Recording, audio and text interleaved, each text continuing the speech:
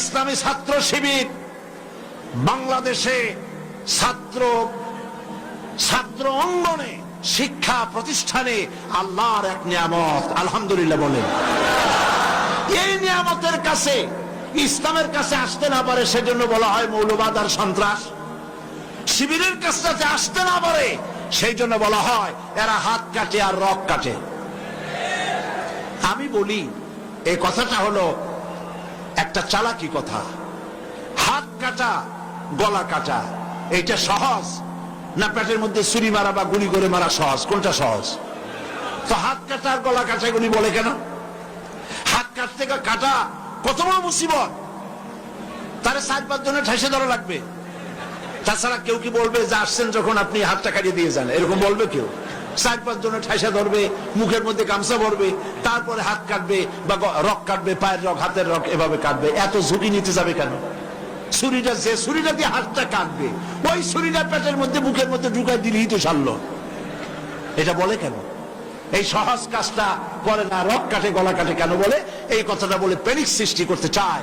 যে সমস্ত ছাত্র ছাত্রীরা দিন পেতে চায়, ইসলামে আসতে চায়, তারা যেন ইসলামী ছাত্র শিবিরের কাছে আসতে না পারে তার জন্য ষড়যন্ত্রমূলক এই বদনাম তারা দেশ শুদ্ধ জড়াইছে। কিছুই করতে পারবে না ইনশাআল্লাহ, এগুলি করে কিছু করতে পারবে না। 119 জন শিবিরের নেতা কর্মী শাহাদাতের নজরানা আল্লাহর দরবারে পেশ করেছে। আমি আপনাদেরকে বলবো পরের মুখে ঝাল না খাইয়া নিজের একটু চেষ্টা করেন। ওরা যেখানে থাকে শিবিরের ছেলেবেলেরা, এরা মাঝে মধ্যে সব্বেদারি করে, যাই দেখবেন ঘরের পাশে গিয়া জানলার ফাঁক দিয়ে তাকাই দেখেন ওরা কি করে। এরা মাদ্রাসায় পড়ে নাই, কলেজে বিশ্ববিদ্যালয় পড়ে, হয়তো দাড়ি টাড়িও এ পর্যন্ত অনেকে রাখতে পারে নাই, কিন্তু যাই দেখবেন বস্তা ছেঁড়া হইল বালাম চাউলে ভরা, উপরে রং কাঁচা থাকলেও ভিতরে পাকা আম।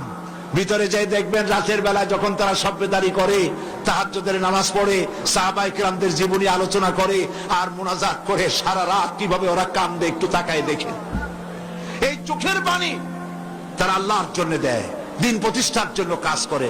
সুতরাং এদের সাথে শত্রুতা না করে এই কাজগুলি, সন্তান যদি ভালো বানাতে চান, শিক্ষাঙ্গনে সন্ত্রাসী কারা সেদিকে তাকায় দেখেন, আর সন্ত্রাস কম করে কারা তাদেরকে দেখেন, সন্ত্রাস করে না কারা তাদেরকে দেখেন।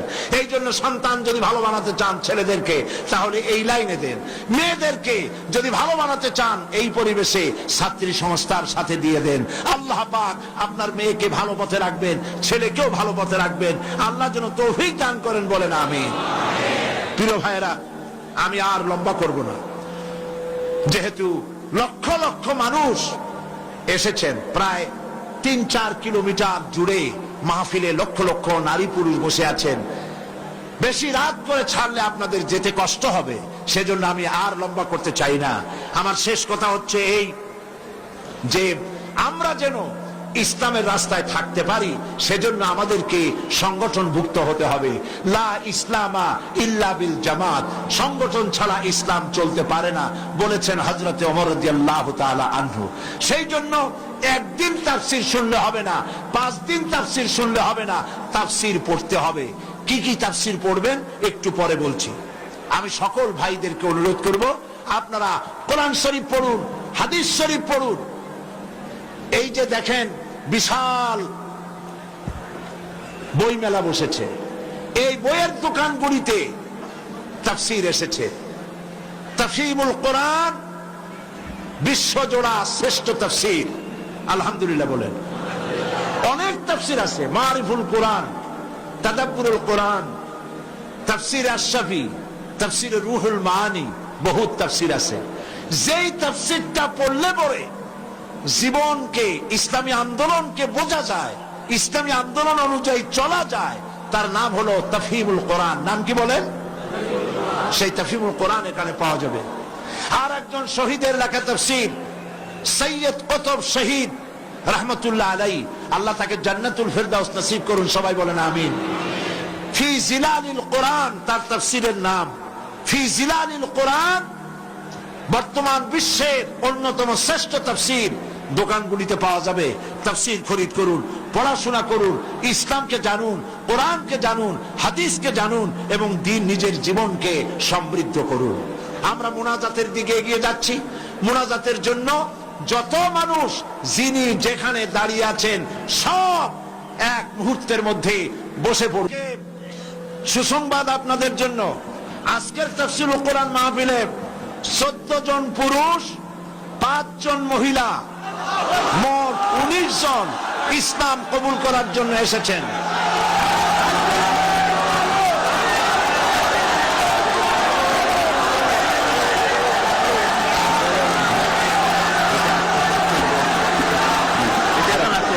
তাহলে কয়জন হলো?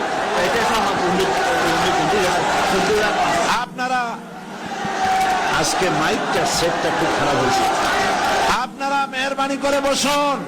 আপনারা দাঁড়ালে থামুন। আপনারা যদি দাঁড়ায় থাকেন তাহলে এই 14 জন মেহমান আমাদের ভাই, ওনারা ইসলাম কবুল করবেন, আপনারা দেখবেন কেমনে? যারা দাঁড়ানো আছেন বসেন, দাঁড়ানো ভাইরা বসুন, সবাই বসুন। 5 জন মহিলা আছেন মহিলা প্যান্ডেলে, আর 14 জন পুরুষ এসেছেন মঞ্চে। তাহলে কজন হলো? মোট 19 জন। আমি নাম বলছি: সুমন বড়ুয়া, পিতা কিন্তু বড়ুয়া, গ্রাম বাগাবিল রাঙ্গুনিয়া, চট্টগ্রাম। বর্তমান নাম পছন্দ করেছে মোহাম্মদ সিরাজুল ইসলাম। প্রসেনজিৎ চৌধুরী, রামপদ চৌধুরী, হিন্দু ধর্ম। বর্তমান নাম পছন্দ করেছে মোহাম্মদ মঈনুদ্দিন, বাড়ি আনোয়ারা, চট্টগ্রাম। লিটন দাস, পিতা পলাশ দাস, বাড়ি রাঙ্গুনিয়া, বর্তমান নাম মোহাম্মদ হাসান। তুষারকান্তি রায়, পিতা অটল কৃষ্ণ রায়, বাড়ি চেউড়িয়া সন্দ্বীপ, বর্তমান নাম মোহাম্মদ নুরুল আমিন। স্বপন কুমার নাথ, পিতা মৃত চন্দ্রমোহন নাথ, বর্তমান নাম পছন্দ করেছে মোহাম্মদ আব্দুল্লাহ।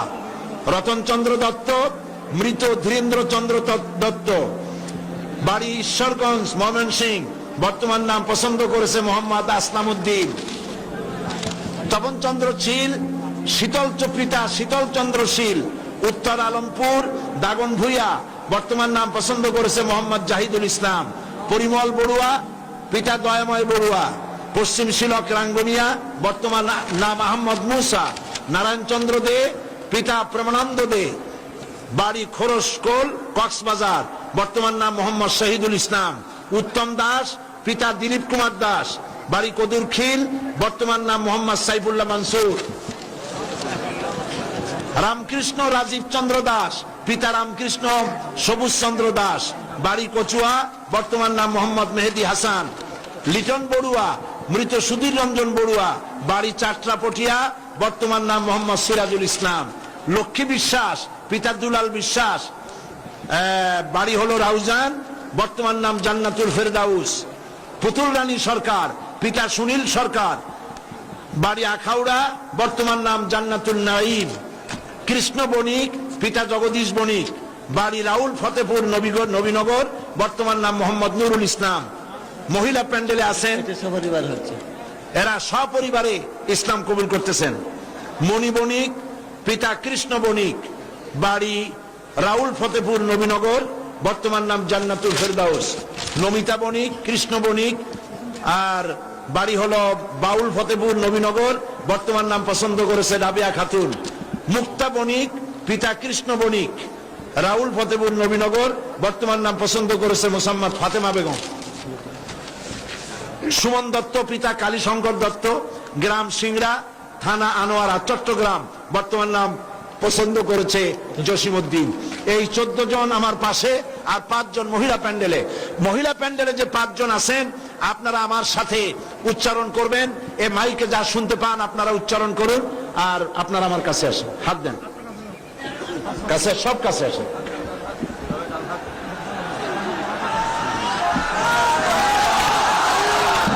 লা ইলাহা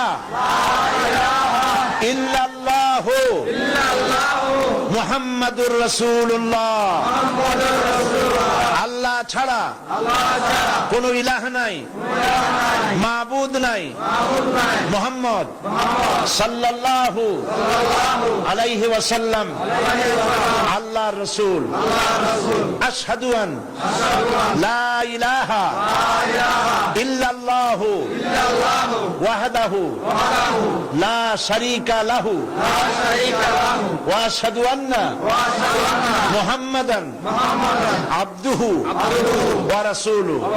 আমি সাক্ষ্য দিচ্ছি আল্লাহ ছাড়া কোন ইলাহ নাই, মাবুদ নাই, উপাস্য নাই, তিনি এক, তিনি একক, তার কোনো অংশীদার নাই। আমি আরো সাক্ষ্য দিচ্ছি মুহাম্মদ সাল্লাল্লাহু আলাইহি ওয়াসাল্লাম আল্লাহর বান্দা এবং তার প্রেরিত রাসূল। সকলকে সালাম দিন, আসসালামু আলাইকুম। আপনারা সালামের জবাব দিন। আমাদের এই ভাইরা এক মুহূর্ত আগে তারা ছিলেন মুশরিক, আর এখন আমাদের তাওহীদবাদী ভাই। আল্লাহ পাক তাদেরকে খাঁটি মুসলমান হিসেবে কবুল করুন, সবাই বলেন আমিন। আমি রেওয়াজ অনুযায়ী প্রতিদিন যারা ইসলাম কবুল করেন তাদের সঙ্গে আমি আলিঙ্গন করি, কোলাকুলি করি। আমি মুনাজাতের পরেই এটা করব ইনশাআল্লাহ। এখন বসুন। মা বোনদের জন্য আপনারা দোয়া করবেন যারা ইসলাম কবুল করেছেন। পুস্তক লাইব্রেরিগুলিতে আপনারা যাবেন, ওখানে আপনারা বইপত্র পাবেন, হাদিসের বই, তাফসীর। আমি বলেছি ওর মধ্যে একখানা বই আছে অধ্যাপক মফিজুর রহমান সাহেবের দাওয়াতে দ্বীন, যে কথা আগেও বলেছিলাম আপনারা নেবেন। এবং আমাদের মুরব্বী, ইসলামী আন্দোলনের অবিসংবাদিত নেতা অধ্যাপক গোলাম আজম, আল্লাহ তার হায়াত দারাজ করুন, সবাই বলেন আমিন। তিনি আমাদের সকলের মুরব্বী। তিনি অনেক বই লিখেছেন, তার মধ্যে একটি বই এসেছে, এখানে আরো আছে, একটা বই এসেছে। তিনি আপনারা দেখেছেন পত্রিকায়, জীবনে যা দেখলাম, সে বইটি এই জীবনে যা দেখলাম। অধ্যাপক গোলাম আজমের জীবন হলো কালারফুল লাইফ, বর্ণাঢ্য জীবন। এটা অন্তত 8-10 খণ্ড।